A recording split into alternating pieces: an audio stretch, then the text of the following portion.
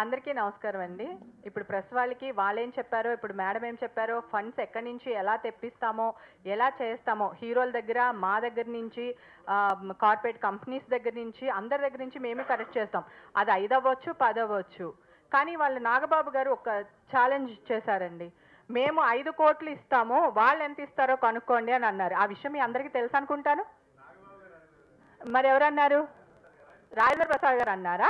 Okay అండి, పోనీ రాజేంద్ర ప్రసాద్ గారు 5 కోట్లు ఇస్తానన్నారు. కానీ ఛాలెంజ్ చేసింది ఎవరు? సరే, ఆయన కరెక్ట్ చేస్తానన్నారు కదా.